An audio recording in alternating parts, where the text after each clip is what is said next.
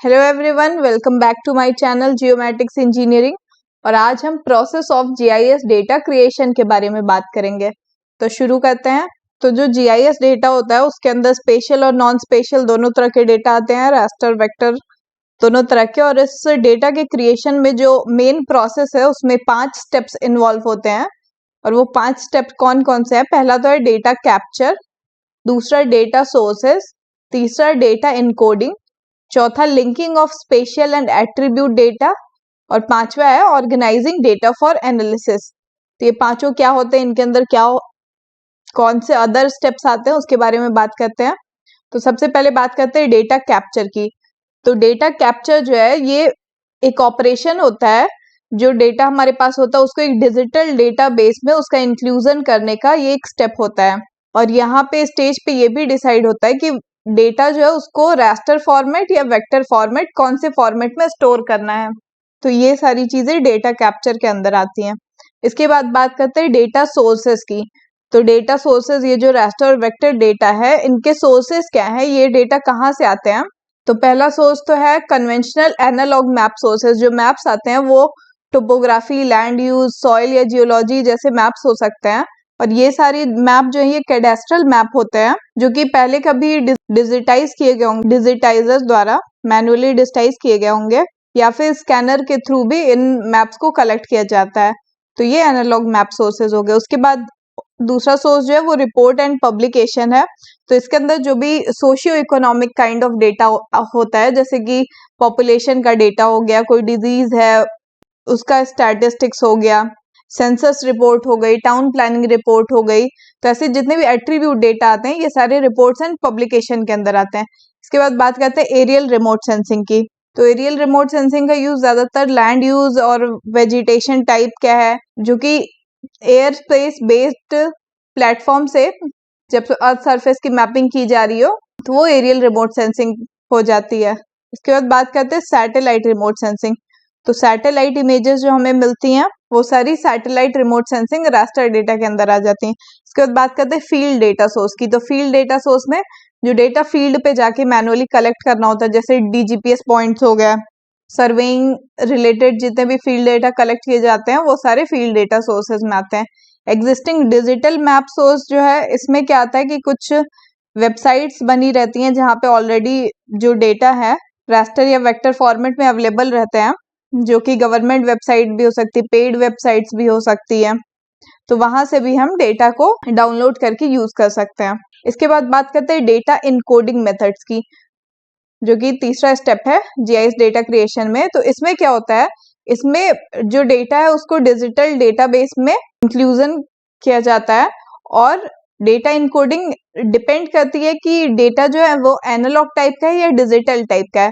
यहाँ पे एक टेबल है जिसमें एनालॉग कौन सा डेटा सोर्स से डेटा आ रहा है, उसका क्या डेटा टाइप है और उसकी पॉसिबल इनकोडिंग मेथड क्या है, यहाँ पे लिखा हुआ है। जैसे कि अगर आपके पास कोई टेबुलर डेटा है वो एक एनालॉग काइंड ऑफ डेटा है, और इस तरह के डेटा को अगर आप डेटा बेस में डालना है, डिजिटल बनाना है उस डेटा को, तो उसको आप या तो कीबोर्ड एंट्री कर सकते हैं या तो टेक्स्ट स्कैनिंग होती है उसके थ्रू कर सकते हैं इसको। और अगर आपके पास डिजिटल डेटाबेस है तो उसमें जियो कोडिंग के थ्रू इस डेटा के एंटर कर सकते हैं।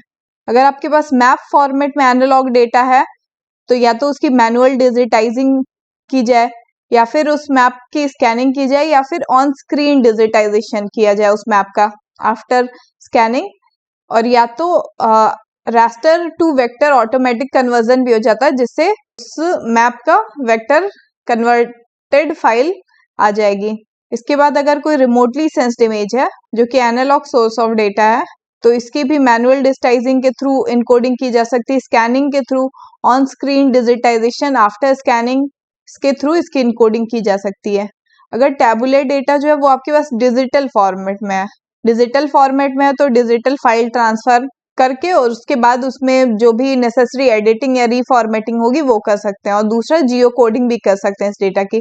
अगर आपके पास मैप डेटा जो है वो डिजिटल फॉर्मेट में, वेक्टर फाइल भी या रास्टर फाइल भी, तो अगर डिजिटल फॉर्मेट में है तो उस फाइल की फॉर्मेटिंग जो मे बी चेंज करनी पड़े, या जो भी नेसेसरी प्रोसेसिंग हो उसकी प्री प्रोसेसिंग डेटा यूज करने से पहले वो करनी पड़ सकती है। या फिर उस डेटा की अगर आपको वेक्टर फाइल चाहिए उस रास्टर की, तो रास्टर टू वेक्टर कन्वर्जन या ऑन स्क्रीन डिजिटाइजेशन भी कर सकते हैं। अगर रिमोटली सेंस्ड इमेजेस आपके पास डिजिटल फॉर्मेट में है, तो इस डेटा को भी नेसेसरी रीफॉर्मेटिंग या प्री प्रोसेसिंग की नीड होगी, तो उससे हम इस डेटा को इनकोड कर सकते हैं। ऑन स्क्रीन डिजिटाइजेशन भी कर सकते हैं इसमें भी, और automatic raster to vector conversion भी।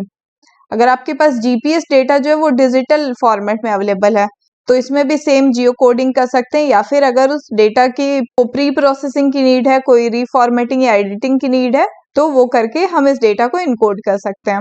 और एक रास्टर डेटा को इनकोड करने के क्या क्या मेथड्स होते हैं, किस तरह का एरर हो तो कौन सी इनकोडिंग मेथड की नीड होगी। तो जैसे यहाँ पे कुछ मेथड्स बताए गए हैं रास्टर डेटा इनकोडिंग के। रबर शीटिंग, तो रबर शीटिंग में क्या होती है कि रबर शीटिंग में आपके पास कोई नॉन जियो रेफरेंस्ड इमेज है और आपके पास उस इमेज के कोऑर्डिनेट्स नहीं अवेलेबल हैं, तो आप जस्ट उस इमेज को उसके जो आपके पास नोन लोकेशन है, गूगल अर्थ बैकग्राउंड में अगर ओपन कर लें और आपको पता है कि इस इमेज की नोन लोकेशन यहाँ पे पर ये जियो रेफरेंस नहीं है, तो आप उस इमेज को स्ट्रेच करके जूम करके उसके ओरिजिनल लोकेशन पे ला सकते हैं। दूसरी जो इनकोडिंग मेथड है रास्टर डेटा की, वो है जियो रेफरेंसिंग। इसमें आपको कोऑर्डिनेट्स पता होंगे, तो जो नॉन जियो रेफरेंस इमेज है उसके उसमें कोऑर्डिनेट्स पुट करके उसको रेक्टिफाई करके हम डेटा को जियो रेफरेंस कर लेते हैं। इसके बाद बात करते हैं रीप्रोजेक्शन की। तो रीप्रोजेक्शन में जो आपके पास इमेज होगी उसका प्रोजेक्शन सिस्टम, जैसे कभी प्रोजेक्शन क्या होता है कि कोई भी 3D डेटा है, ग्लोब डेटा है, उसको हम 2D पे रिप्रेजेंट करते हैं। तो जियोग्राफिक डेटा से अगर आपको प्लेनर डेटा में, प्रोजेक्टेड डेटा में अगर आपको डेटा कन्वर्ट करना है तो उसके लिए रीप्रोजेक्शन की नीड होगी। अगर किसी और जोन से प्रोजेक्शन आपको चेंज करके किसी और जोन में कन्वर्ट करना है तो उसके लिए भी रीप्रोजेक्शन की नीड होती है। उसके बाद बात करते हैं स्केलिंग। तो स्केलिंग क्या होती है रास्टर डेटा की? स्केलिंग से जो है हम किसी भी इमेज का स्केल जो है उसके वेक्टर मैप या किसी अनदर रास्टर डेटा के स्केल से मैच करा सकते हैं स्केलिंग की हेल्प से। इसके बाद बात करते हैं डी स्पेकलिंग की। तो डी स्पेकलिंग क्या होती है? जैसे कि यहाँ पे इस डायलॉग बॉक्स में इस जब भी कोई इमेज को हम अगर स्कैन करते हैं तो उसमें बहुत फाइन लाइंस या स्पेकल्स आ जाते हैं, तो इन डेटा को, ये जो स्पेकल्स हैं, फाइन लाइंस आ गई हैं, इनको क्लियर करने के बाद जब डेटा साफ सुथरा क्लियर बन जाता है तो इस प्रोसेस को डी स्पेकलिंग बोलते हैं। इसके बाद अगला जो मेथड है वो है ग्रे स्केलिंग। तो इस मेथड में क्या होता है कि जो कलर इमेजेस हैं उनको ग्रे स्केल में कन्वर्ट करना, ये ग्रे स्केलिंग कहलाता है। इसके बाद एडजस्टिंग ब्राइटनेस और कॉन्ट्रास्ट। अगर कोई इमेज बहुत डल आई है तो उसको इमेज क्लासिफिकेशन मेथड से उसकी ब्राइटनेस या कॉन्ट्रास्ट को हाई या लो कर सकते हैं अपनी नीड के अकॉर्डिंग। उसके बाद आती है थ्रेश होल्डिंग।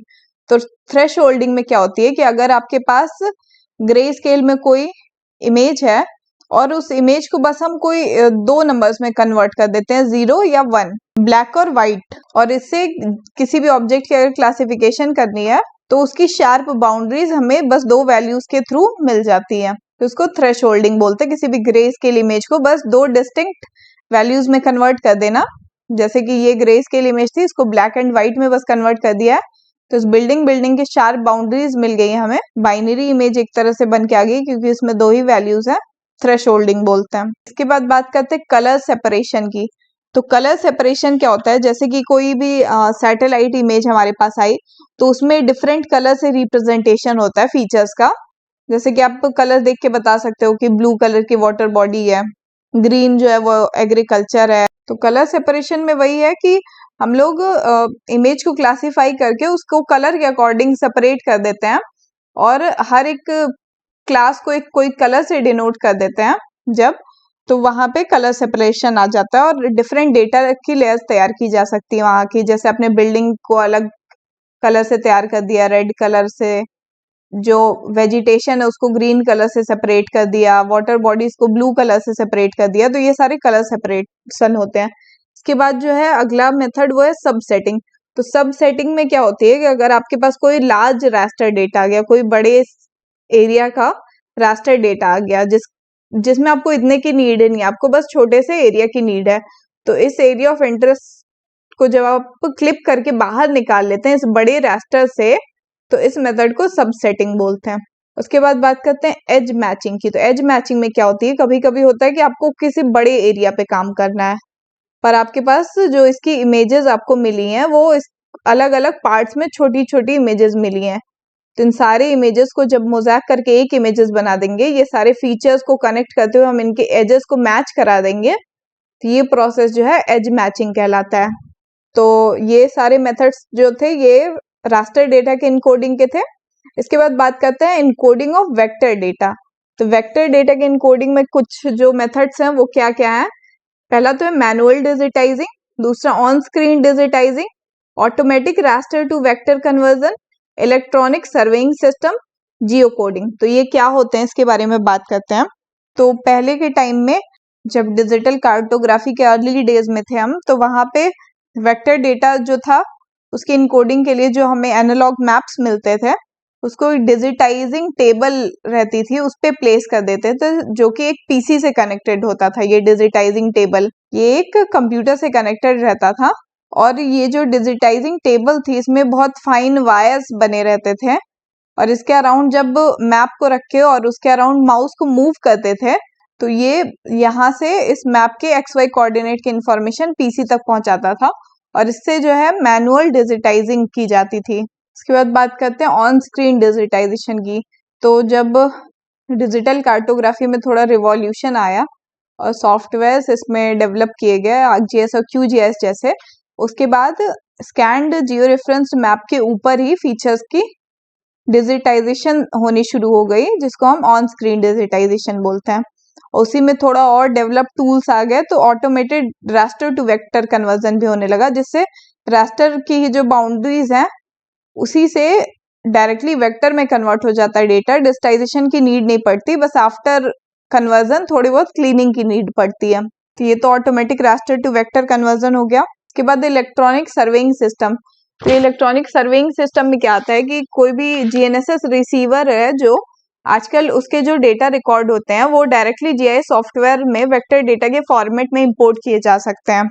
तो इस तरह से जो जीएनएसएस रिसीवर से आने वाले डेटा है वेक्टर डेटा, उनकी इनकोडिंग की जा सकती है। इसके बाद बात करते हैं जियो कोडिंग की। तो जियो कोडिंग में क्या होता है कि कोई इमेज है और उस इमेज के कोऑर्डिनेट्स हैं ऑलरेडी, और उस इमेज को जो है और कोई अदर इंफॉर्मेशन देनी है, जैसे उस इमेज में कोई स्ट्रीट का नेम है, कोई हाउस नेम है, तो ऐसी इंफॉर्मेशन जो एड्रेस जैसी इंफॉर्मेशन अगर डालनी है उसमें कोऑर्डिनेट्स के साथ साथ, तो उस मेथड को जो जियो कोडिंग बोलते हैं। जियो रेफरेंसिंग और जियो कोडिंग दो अलग तरह की चीज होती है। जियो रेफरेंसिंग में हम लोग इमेज को जो है उसके गलत पोजीशन से सही पोजीशन पे लाते हैं, और जियो कोडिंग में हम कोई एड्रेस हो गया, कोई लोकेशन हो गया, कोई कोड हो गया, उसको हम असाइन करते हैं as a geographic identifier with geographic coordinates, और फिर इन फीचर को हम लोग ऐप में इंटर कर सकते हैं as a GIS vector format file. और वेक्टर डेटा की जो इनकोडिंग मेथड्स हैं, वेक्टर डेटा के इनकोडिंग होने के बाद वेक्टर डेटा में क्यूसी की नीड होती है, क्वालिटी चेकिंग की, क्योंकि वेक्टर डेटा में अक्सर नोड रिलेटेड बहुत सारे एरर्स आते हैं। तो यहाँ पे कुछ कॉमन एरर हैं, जैसे स्यूडो नोड जो है, अगर कोई लाइन है उसके बीच में कोई एक्स्ट्रा नोड आ गया है लाइन के बीच में, तो वो pseudo node kind of error है। ये बिफोर करेक्शन की इमेज है जिसमें एक लाइन के बीच में एक एक्स्ट्रा नोड आ गया है और आफ्टर करेक्शन में इस नोड को रिमूव कर दिया गया। अंडरशूट क्या होता है कि जब दो लाइंस कहीं मीट कर रही हो डिजिटाइजेशन के टाइम पे और वो मीट ना कर पाई हो, वो लाइंस कनेक्ट ना हो पाई हो स्नैपिंग ऑफ होने की वजह से, यहाँ पे अंडरशूट जैसा एरर आता है। तो ऐसे एरर्स को रिमूव करने के लिए स्नैपिंग का टूल बार जो है हमेशा ऑन होना चाहिए। ओवरशूट में भी क्या होता है कि लाइन को कनेक्ट करने हो आप और लाइन को क्रॉस करके आप आगे बढ़ गए, तो यहाँ पे ओवरशूट जैसा एरर आता है। क्लस्टर्ड नोड क्या होता है, जब बहुत सारी लाइंस जो है आके कॉमन पॉइंट पे मीट कर रही हो, पर वो अगर जूम करके आप देखेंगे तो कोई भी पॉइंट जो है एक दूसरे से कनेक्टेड नहीं है, सब अलग अलग है।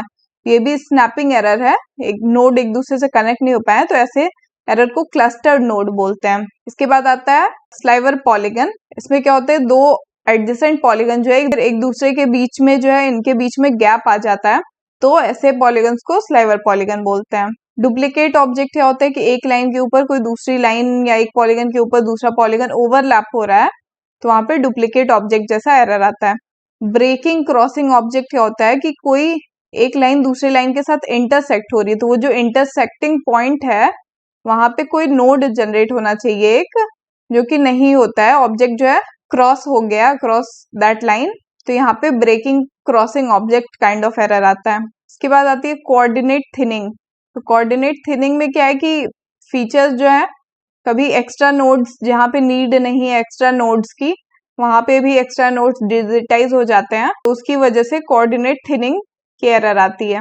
लेबल एरर में क्या होता है कि कभी कोई पॉलीगन को हमने कोई नाम दिया और किसी एक पॉलीगन में डुप्लीकेट लेबल आ गया, किसी में मिसिंग हो गया लेबल, लेबल जो है पॉलीगन के इनसाइड नहीं आ रहा है, तो ये सारे लेबल रिलेटेड एरर आते हैं। तो इन सब सारे एरर को लेबल की प्रॉपर्टीज में जाके या एट्रीब्यूट टेबल में जाके हम करेक्ट कर सकते हैं। तो ये सारे काम जो है वेक्टर डेटा की क्यूसी में आते हैं। इसके बाद जो जीआईएस डेटा क्रिएशन में अगला स्टेप आता है वो है linking of special and attribute data. तो ये सारे जो रास्टर और वेक्टर डेटा की इनकोडिंग जब हो जाती है, उसके आफ्टर जब डेटा रिप्रेजेंट करने का टाइम आता है, उस टाइम में जो डेटा एक दूसरे से रिलेटेड है, स्पेशल और एट्रीब्यूट डेटा, हम उनको एक दूसरे से लिंक कर देते हैं और अलग अलग लेयर्स बना देते हैं। जैसे कि एक सैटेलाइट इमेज है जिसमें फार्म दिख रहे हैं, अब इन फार्म्स को, ये रास्टर इमेज है, इसकी हमने वेक्टर फाइल डिजिटाइज की, फार्म की बाउंड्रीज बना दी है। अब इस फार्म बाउंड्रीज में कुछ एट्रीब्यूट्स में वैल्यूज डाल दी है कि इस फार्म में कौन सा क्रॉप लगी है, कौन सी क्रॉप नहीं लगी है। तो इस रास्टर और वेक्टर डेटा को स्पेशल एंड एट्रीब्यूट डेटा को लिंक करके एक साथ रिलेशनशिप को शो कर देंगे अलग अलग लेयर्स में दिखा के। तो ये linking of special and attribute data हो जाएगा। उसके बाद फाइनल जो स्टेप है वो ऑर्गेनाइजिंग डेटा फॉर एनालिसिस। तो बहुत सारी जीआईएस ऑर्गेनाइजेशन इस डेटा को ऑर्गेनाइज करने के लिए या तो थीमेटिक मैप्स बना देती हैं या फिर उन डेटा को कैटेगराइज कर लेती है वर्टिकल अरेंजमेंट ऑफ लेयर्स के फॉर्मेट में। और ये जो लेयर्स हैं ये डिपेंड करता है कि उस ऑर्गेनाइजेशन की नीड क्या है, वो कैसे डेटा को ऑर्गेनाइज करना चाहती है। तो मेनली इस स्टेप में जो है डेटा के ऑर्गेनाइजेशन का काम आता है। After the all steps of data creation, उसको ऑर्गेनाइज कैसे करना है। तो the main use of GIS जो है वो डेटा एनालिसिस और प्रेजेंटेशन ऑफ स्पेशल डेटा है। तो आई होप कि आप सबको इस वीडियो से समझ में आ गया होगा कि जीआईएस डेटा क्रिएशन में कौन कौन से स्टेप्स इन्वॉल्व होते हैं। तो आप सबका इस वीडियो में बने रहने के लिए बहुत बहुत धन्यवाद। Thank you very much.